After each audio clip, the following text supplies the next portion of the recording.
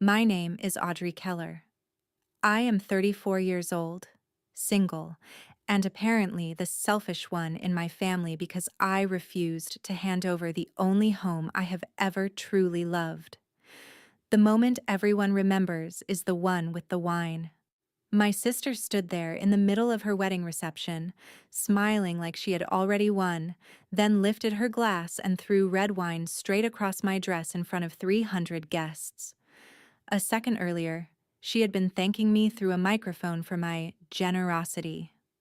A second later, she was shouting that I was selfish because I would not sign over my lake house as her wedding gift. What hurt more than the wine was hearing my own parents stand there, calm as ever, and say we were family, like that sentence was supposed to make theft sound loving. The whole ballroom went silent. Forks stopped halfway to plates. Conversations died in the air. And then a man I had never met before pushed back his chair, stood up, and said one sentence that changed the look on my sister's face so fast it was almost beautiful. I did not know it yet, but that was the moment her perfect wedding stopped being the happiest day of her life and started becoming the most expensive mistake she would ever make. Because that lake house was never just a piece of property to me. It was the one thing in this world that was mine, and I was not about to let my family turn my silence into permission. Stay with me, because what happened after that glass of wine was even worse than the humiliation and far more satisfying than anyone in that room expected. Before we go any further, tell me where you're listening from and what the weather is like where you are right now. I'd love to know just how far this story has traveled and who's out there hearing it with me today. I grew up in Minnesota, and if you have ever spent time around Lake Country, then you know a place on the water is never just a place on the water. It becomes part of your memory, part of your routine, part of the way you understand peace. My lake house was not some giant mansion with stone gates and a private staff. It was a modest cedar place on a quiet stretch of shoreline, with an old wooden dock that creaked under your feet, and a screened porch where the wind always seemed to carry the smell of pine and water at the same time. My grandfather left it to me when he passed, and that decision shocked absolutely no one who had ever paid attention. I was the one who spent summers there with him while everyone else stayed in town chasing air conditioning, shopping trips, or excuses. I was the one who learned how to patch a loose board, clean out the gutters before a storm, stack firewood the right way, and sit in complete silence without getting bored. That house was where I felt most like myself, which may be exactly why my family never understood its value. To them, value always had to look impressive on paper. My older sister had built her whole personality around appearances. She worked in high-end real estate, sold expensive homes to wealthy couples, drove a luxury SUV, and talked about properties the way other people talked about art or religion. She could walk into a room and make complete strangers feel like they were lucky just to be noticed by her. My parents loved that about her. They called it confidence. I called it training. She had spent her whole life being rewarded for acting like everything she wanted already belonged to her. And most of the time, people handed it over before she even had to ask twice. So when she got engaged, I should have known it was only a matter of time before my lake house found its way into her plans. It happened at a family dinner a few months before the wedding. We were barely halfway through the meal when she set down her glass, smiled across the table, and started talking about building memories, family traditions, and how perfect my place would be for newlywed summers. Then she said it in that polished, casual tone people use when they are pretending they are not making a demand. She said the lake house would make the perfect wedding gift. My father nodded like she had proposed something thoughtful. My mother gave me that look that always meant, do not make this difficult. They spoke in soft voices, but the pressure was immediate. I was told that family helps family. I was told I did not have children to pass the house on to anyway. I was told my sister would appreciate it more. I remember putting down my fork, looking at all three of them, and realizing they had already discussed this before I ever walked through the door. I was not part of a conversation. I was being managed. I kept my voice calm and said no. Just no. No speech, no apology, no negotiation. My sister's smile did not disappear right away, but I saw it harden at the edges. My mother looked embarrassed. My father looked annoyed. And the rest of dinner never really recovered. By the time I drove back to the lake that night, I had the uneasy feeling that I had just ruined something much bigger than a family meal. What I did not know yet was that my refusal had not ended the conversation. It had only challenged my sister to find a more public way to punish me for it. A couple of weeks later, the wedding invitation finally showed up, and even that felt like a message. It arrived later than everyone else's, in a thin envelope with my name spelled correctly, but nothing else that suggested I was actually welcome. There was no +1, which was strange, but not surprising. My sister had always understood that humiliation worked best when it looked small enough to deny. If anyone asked, she could say it was an oversight. If I brought it up, I would sound petty. That was her favorite kind of cruelty, the kind that came wrapped in plausible innocence. I still checked yes and mailed the card back the next morning. I was not going to hand her a story about how I skipped her wedding because I was bitter. A few days after that, my Aunt Cheryl called me. She was the only person in the family who ever spoke to me like I was not crazy for noticing what everyone else pretended not to see. She did not waste time. She told me my sister had been talking at a bridal lunch as if the lake house was already part of her future. Not maybe, not hopefully, already. She had apparently been telling people that once the wedding was over, everything would be settled and the house would finally be where it belonged. I remember gripping the phone harder and staring out at the water while my aunt lowered her voice and said, "Be careful. She sounds very sure of herself." That call was unsettling enough, but the email that hit my inbox 2 days later was worse. It came from a title company contact I did not know, someone using a friendly, professional tone like we were all just helping put the finishing touches on a joyful family arrangement. Attached was a quitclaim deed template with my information already filled in. My name was listed where the current owner would sign. My sister's legal name was typed neatly where the property would go next. There was even a note saying they would be happy to make the process easy and discreet before the ceremony so the gift could be announced properly. I read that email 3 times, then a fourth, not because I was confused, but because I needed to feel the full weight of how deliberate this was. They had not misunderstood me. They had not hoped I would change my mind. They had built a plan around pretending my no had never happened. I did not answer. I did not call my parents. I did not confront my sister.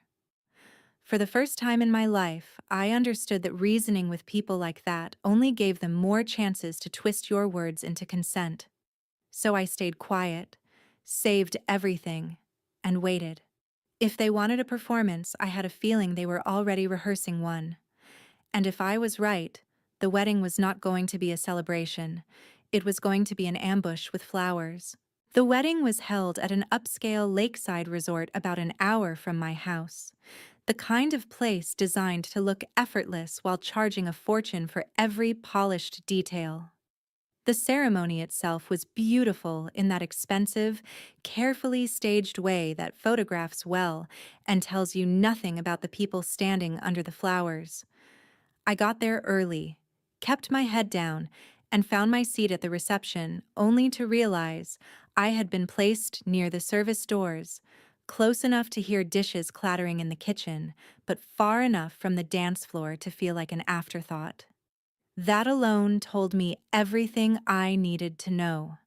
I was not there to be included. I was there to be managed. Still, I stayed. I smiled when spoken to, answered politely when distant relatives asked how I had been, and tried to convince myself that maybe my sister would keep the performance limited to seating charts and passive aggression. I should have known better. By the time dinner was served, I could already feel the evening building towards something. My mother gave a toast about family loyalty and the importance of supporting the people you love as they begin a new chapter. My father followed with a shorter speech that somehow managed to sound warm while landing like pressure.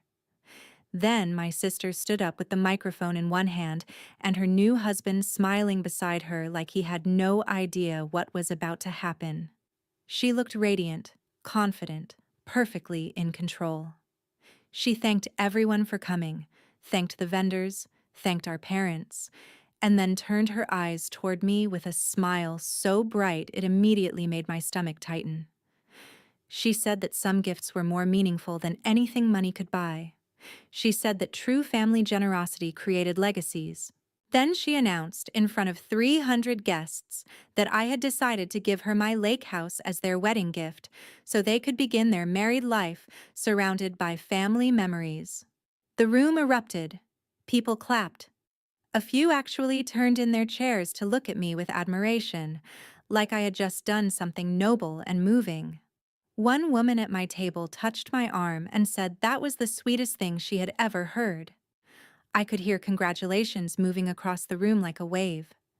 My sister stood there soaking it in, smiling as if she had just pulled off the most elegant surprise of the night. I felt heat rise up my neck, but I did not stand up. I did not shout. I did not give her the messy public fight she clearly wanted. I just sat there, stunned by how easily she had converted a lie into a social fact by saying it into a microphone. For the rest of dinner, people kept glancing my way with this approving softness that made me want to disappear. My parents would not even look directly at me. They had the posture of people hoping the plan would hold if nobody said anything too honest.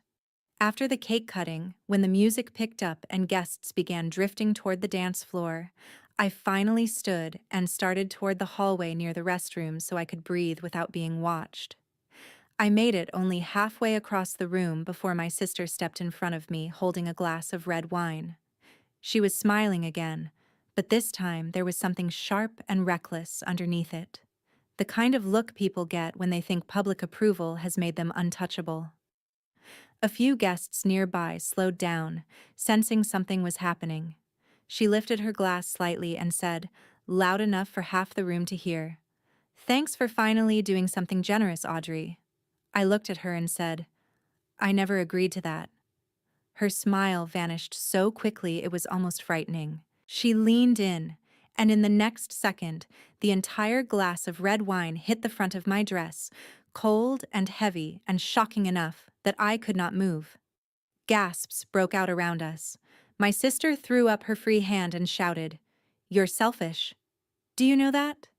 You are the most selfish person I have ever met." The music had stopped. People were staring.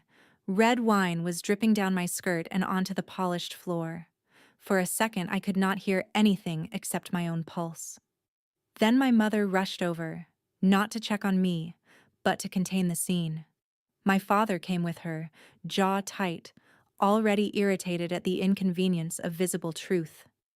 And instead of defending me, instead of asking what was wrong with her, my mother looked straight at me and said, "We're family. This is not an unreasonable request." I think something inside me changed when she said that. Not broke, changed. Because hearing your own mother describe your home like a favor, you are selfish for keeping strips away the last layer of hope very quickly. The ballroom had gone silent in that awful, complete way. Silence happens when hundreds of people suddenly realize they are watching something real and ugly. Then a chair scraped back from one of the center tables. A man in a dark suit stood up, set down his napkin, and spoke in a clear voice that cut through the room like a blade. "That is assault, and there is no legal transfer." Every head turned toward him. My sister's face lost color so fast it was almost surreal. She opened her mouth, closed it, then looked around as though the room itself had betrayed her.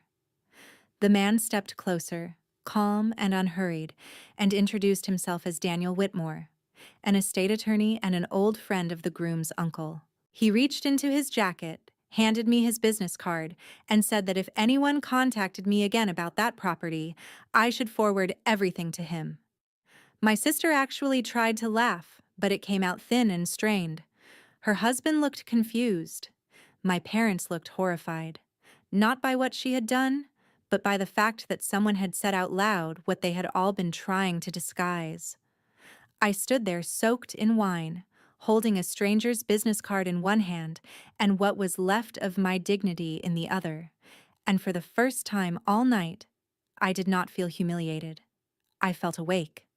Because the second that lawyer spoke, the story stopped being about a selfish sister refusing to help her family and started becoming what it really was: a public attempt to shame me into surrendering something that was never theirs.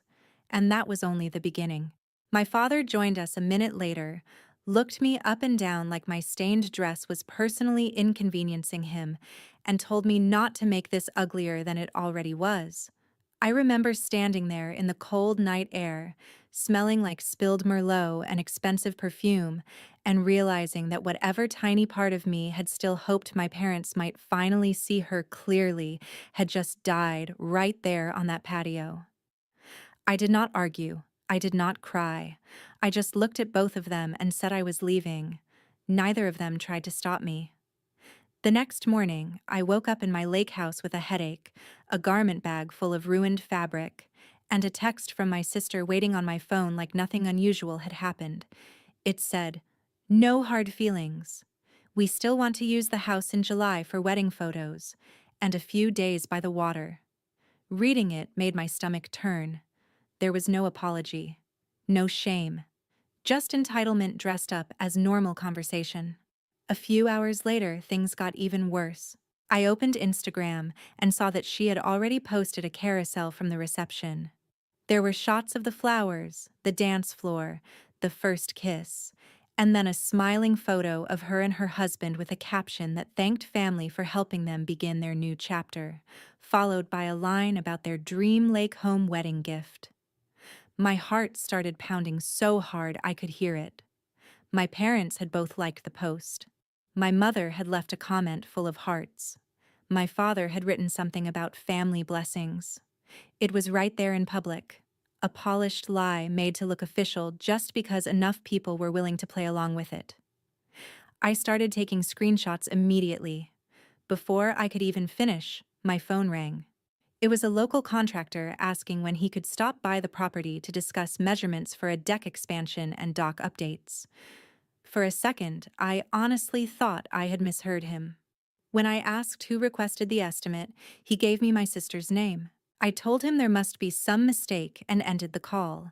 But 20 minutes later, another message came in from a photographer asking about access to the shoreline for a newlywed shoot. That was the moment the last bit of confusion disappeared. My sister was not just telling people the lake house was hers.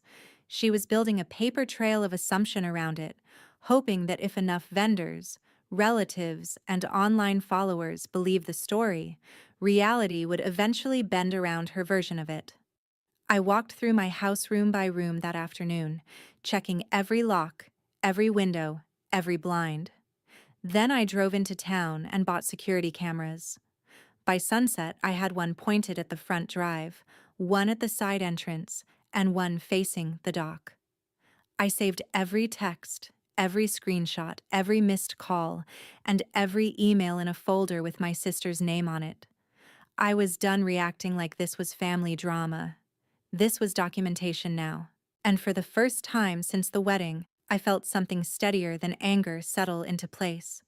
She wanted a public story. Fine. I was going to build a factual one.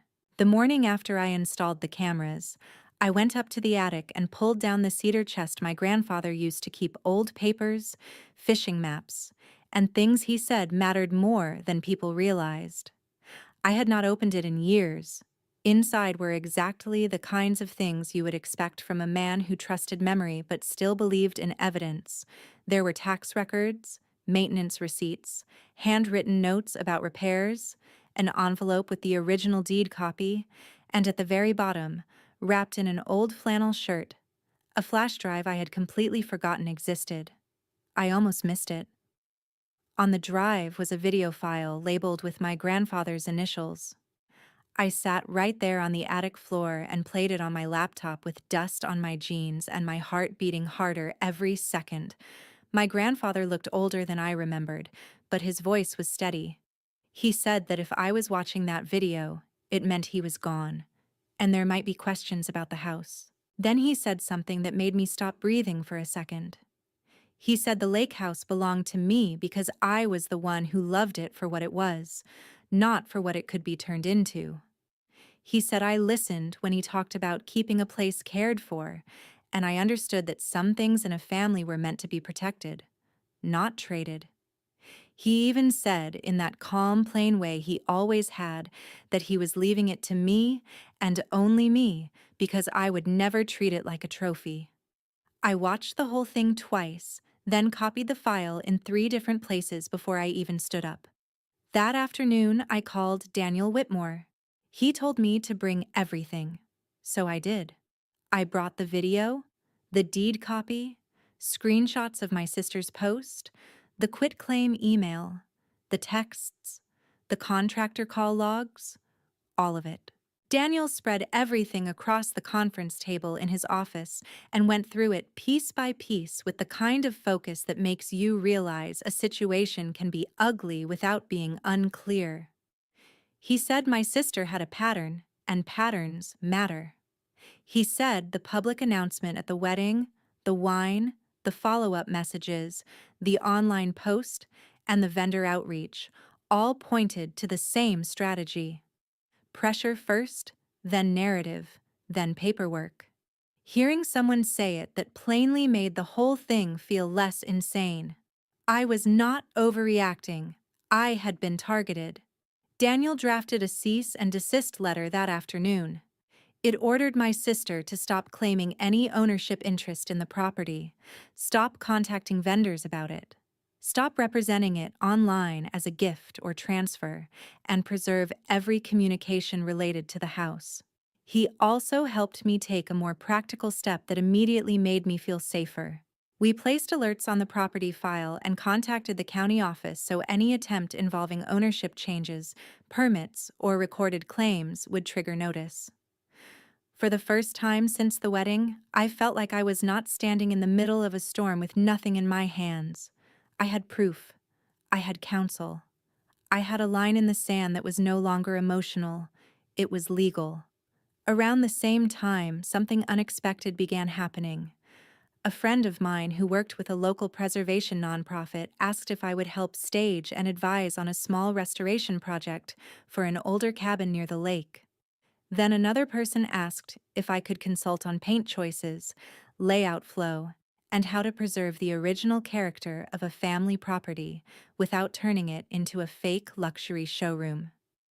I said yes, mostly because I needed something to do besides obsess over my sister's next move. What started as a favor became steady freelance work faster than I expected. I had a good eye. I understood older homes, and I cared about keeping places honest. That turned out to matter to people more than I realized. A few weeks later, I started a blog and called it Lakeside Legacy. At first, it was just a space to write about restoring old lake homes, protecting family history, and the strange emotional weight properties can carry when they are tied to love, memory, and grief. I did not use names.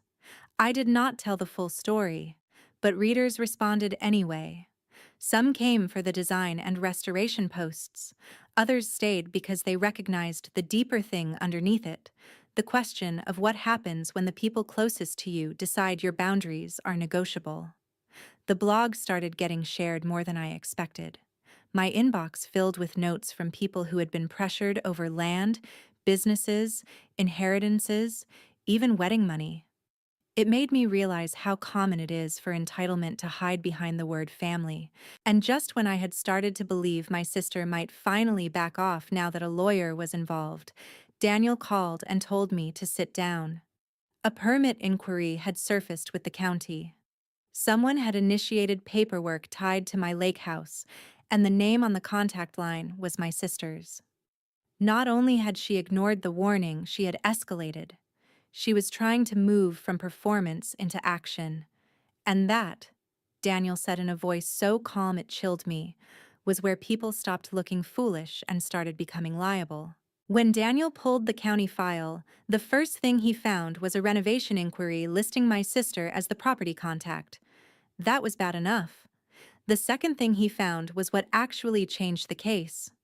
Attached to a financing packet connected to the same planned renovation was a claim that she and her husband had control of the house as part of a family transfer tied to their marriage. She had included screenshots of her own wedding post, copies of vendor communications, and even a clipped section of the reception video where she announced to 300 guests that the lake house was their gift. She had tried to turn a public lie into supporting documentation. I remember sitting across from Daniel in his office, staring at those papers, and feeling something colder than anger settle inside me. My sister had not just tried to embarrass me. She had used my name, my property, and my silence as raw material for a fraud. Daniel did not waste time. He filed a civil action, sent formal notice to every relevant party connected to the property inquiry, and submitted a complaint to the Minnesota licensing authorities overseeing real estate conduct. Because my sister was not just a difficult sibling making outrageous demands in private anymore. She was a licensed professional using her industry knowledge to create a false ownership narrative around a property she did not own. That distinction mattered. A lot. Once the complaint was opened, the whole polished image she had spent years building started to crack faster than even I expected. Her brokerage placed her on immediate leave, pending investigation. Clients who had trusted her with expensive deals started backing away the moment they heard the words misrepresentation and property fraud in the same sentence as her name. A local lender flagged the packet. The contractor who had called me earlier provided his records. The photographer turned over the messages she had sent claiming access rights to the property. Every smug little assumption she had made after the wedding began returning as evidence with her name on it. And the more people looked, the worse it got. She had apparently spoken so confidently for so long that she stopped noticing the line between social manipulation and legal exposure. Her husband, Ethan, was slower to understand than everyone else, but not by much. At first, he tried to frame it as a misunderstanding, some messy family dispute that had gotten out of control. Then he learned she had used wedding materials and post-wedding communications to support a false claim involving a house that was never hers. Then he realized his own name had appeared in paperwork tied to plans he did not fully understand. That was when the expression on his face changed from confusion to panic. A marriage that begins with deception does not become stronger under investigation. It becomes louder, meaner, and impossible to defend. Within a few weeks, he moved out. A few months later, he filed for divorce. What I heard through relatives was that he said he could handle ambition, image, even selfishness, but not dishonesty that could drag him into legal consequences before they had even finished opening their wedding gifts. My parents tried, for a little while, to keep pretending this was all an unfortunate overreaction. They called Daniel aggressive. They said I was punishing my sister too harshly. They asked if a private apology could make the whole thing go away.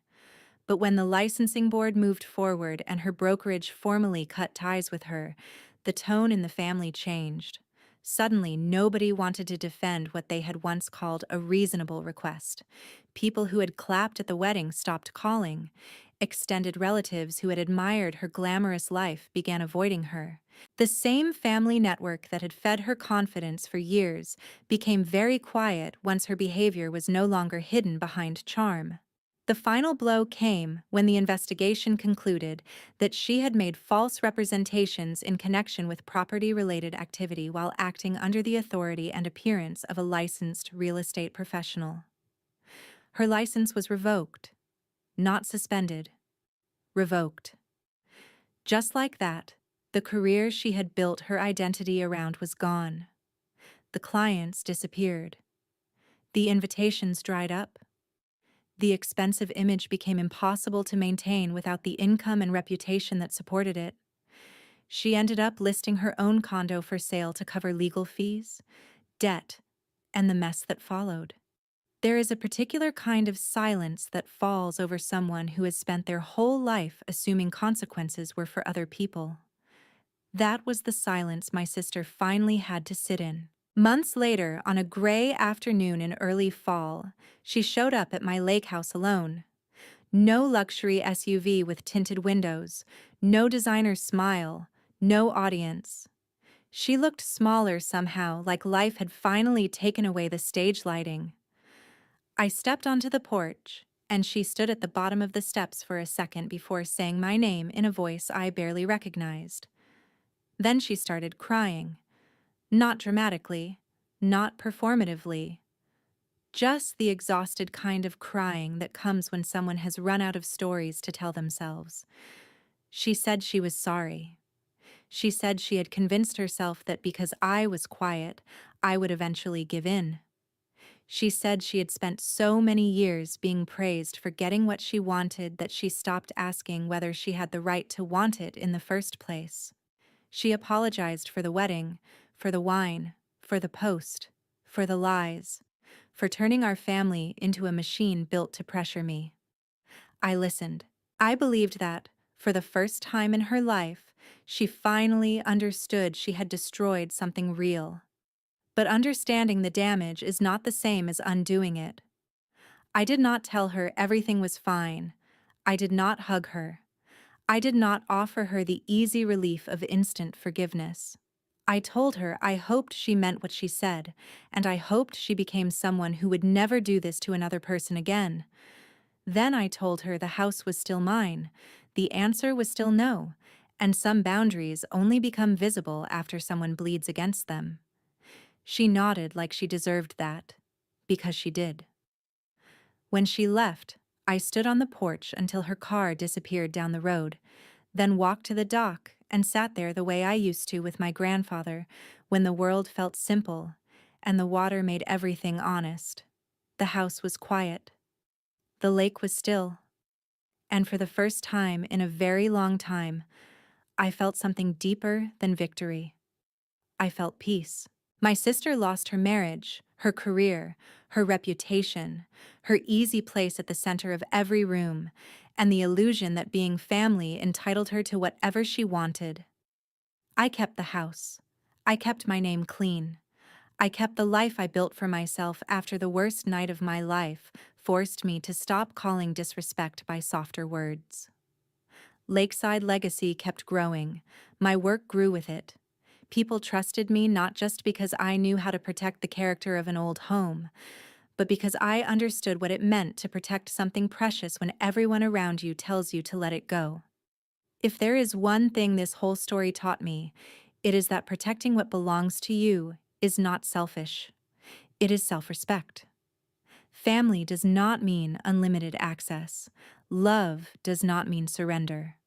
And a boundary is not cruelty just because it disappoints someone who thought your life was theirs to manage. Sometimes the most important thing you can do is say no once, mean it, and let the people who never respected that word discover how expensive it can become. At Revenge Argon, our team works hard to create meaningful, engaging stories that do more than entertain. We are committed to sharing fictional stories designed to deliver helpful lessons, thoughtful education, and valuable knowledge for our audience. Audrey handled the situation with strength, patience, and self-respect, instead of letting anger control her choices. She protected what was rightfully hers and proved that setting boundaries does not make a person selfish. If you were in her position, how would you handle a family member who tried to take something so personal from you?